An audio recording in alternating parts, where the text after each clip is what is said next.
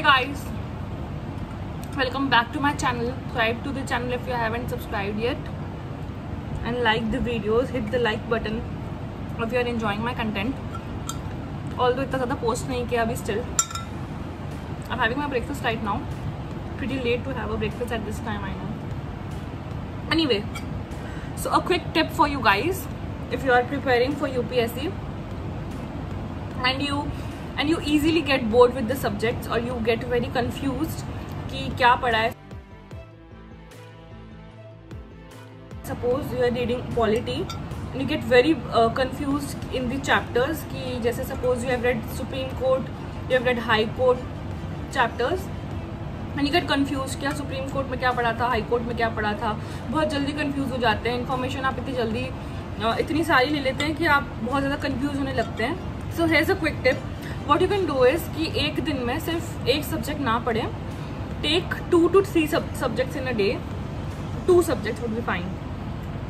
Take 2 subjects in a day. And then उससे confusion कम होगी थोड़ी. अगर 2 अलग अलग जॉनर के सब्जेक्ट्स लेंगे, सॉरी जॉनर तो क्या, 2 अलग अलग सब्जेक्ट्स लेंगे अगर, तो कन्फ्यूजन बहुत काफ़ी हद तक कम हो सकती है. रीज़न भी, I will give you an example. Suppose you have watched 4 movies today. चारों का जॉनर था रोमांस. आज आपने 4 मूवीज देख ली, चारों का रोमांस ही जॉनर था, सेम जॉनर था.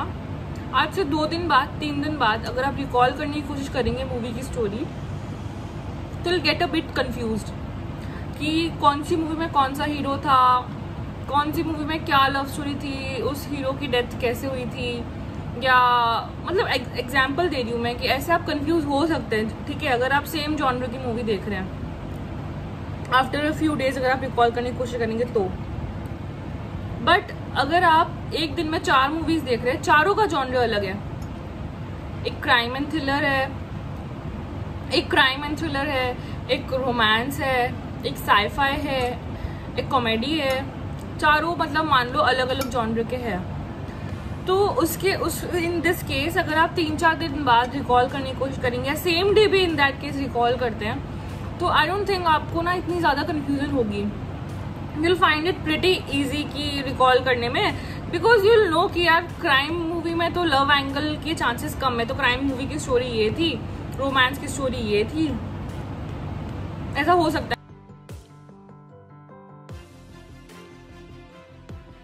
है ना. तो this is just an example. बहुत ज़्यादा दिमाग लगा के मत सोचने लग जाना कि रोमांस वाली मूवी में भी तो क्राइम हो सकता है एक्सेट्रा. मैं एक नॉर्मल बेसिक एग्जाम्पल दे रही हूँ ये समझाने के लिए कि अगर आप अलग अलग सब्जेक्ट पढ़ेंगे तो शायद कन्फ्यूजन कम होगी. Now this is the case with me. मुझे कन्फ्यूजन इस तरह से कम होती है अगर मैं 2 सब्जेक्ट्स पढ़ लेती हूँ. और plus I easily get bored of a subject. अगर मैंने 2 घंटे पॉलिटी पढ़ ली तो तीसरे घंटे में मुझे हिस्ट्री पढ़ने की याद आने लग जाएगी कि आई विश मैं अभी हिस्ट्री पढ़ रही होती. बिकॉज मैं ऐसा लगता है कि बस बोर हो गई, कितना पढ़ूँ, सेम चीज़ कितना पढ़ूँ इन आर्टिकल्स के बारे में और ऐसे. तो I get bored very easily. So मेरे को थोड़ा ईजी लगता है अगर मैं एक दिन में 2 सब्जेक्ट्स ले लूँ. ये मुझे अभी रियलाइज हुआ बिकॉज अभी मैंने, अगर if you watch my first video on this channel, I took up a challenge of 10 days to complete environment. अब मुझे इतना हार्ड लग रहा है ना ये, because we call it a challenge for a reason वैसे, because it's tough, it's suppose to be hard.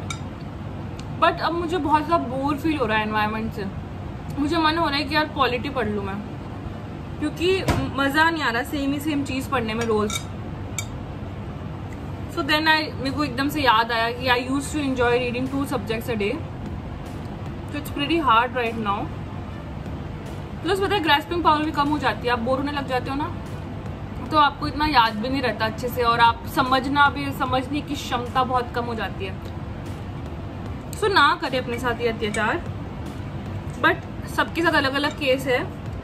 आप वो बंदे भी हो सकते हैं जिसे अलग अलग सब्जेक्ट्स पढ़ना पसंद नहीं है, जिसको एक टाइम पे एक ही सब्जेक्ट को खत्म करना पसंद है. I use to be that person. बहुत पहले मुझे ऐसा लगता था कि 7 दिन पढ़ूंगी, सिर्फ पॉलिटी पढ़ूंगी, सिर्फ लक्ष्मीकांत पढ़ूंगी, और 7 दिन में बुक मैंने कंप्लीट कर देनी. और मैं कर भी देती थी, मैं उस शिद्दत से करती थी. बट कभी कभी ऐसा फेज आता है कि मुझे एक ही सब्जेक्ट नहीं हो पाता. I need 2 subjects. So it's just a quick tip के आपको अगर कंफ्यूजन हो रही है या बोर हो रहे हो तो you can try this thing. See बहुत सारी प्रॉब्लम्स आती रहेगी, ये 1 साल की जर्नी है कुछ लोगों के लिए, और कुछ लोगों के लिए ज़्यादा ईयर्स की भी जर्नी हो जाती है, 4-5 साल की भी जर्नी हो जाती है। आई होप आप लोगों के लिए जर्नी सिर्फ 1 साल की रहे। सो मिनिमम आई थिंक 1 साल लगता है इस जर्नी में यूपीएससी की। So when you prepare for so long, the journey is so long, तो आप बहुत लंबे टाइम तक प्रिपेयर करते हैं, तो कहीं ना कहीं कोई ना कोई प्रॉब्लम्स आती रहती है।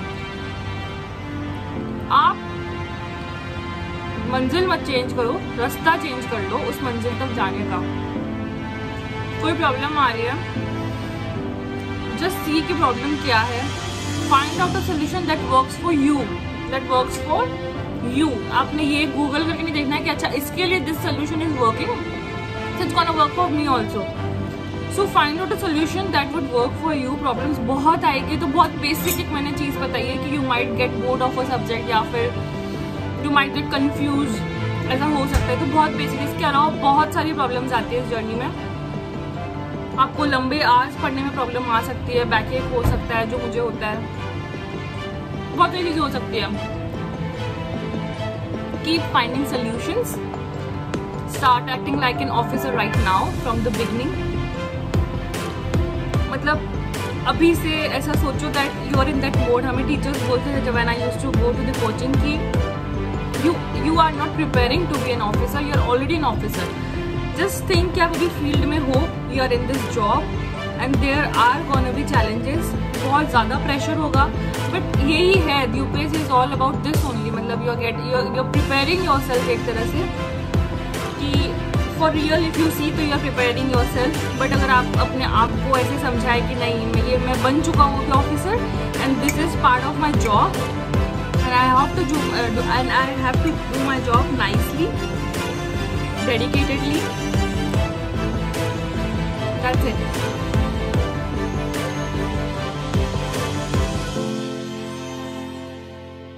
Just keep pushing yourself and you'll soon reach your goal.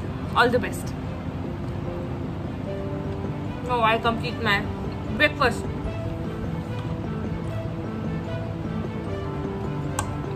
Bye bye. अच्छे से पढ़ाई करना। आज ये वीडियो देखा है ना, किसी भी साइंस में इस वीडियो से मोटिवेशन निकाल के अच्छे से पढ़ाई करना आज।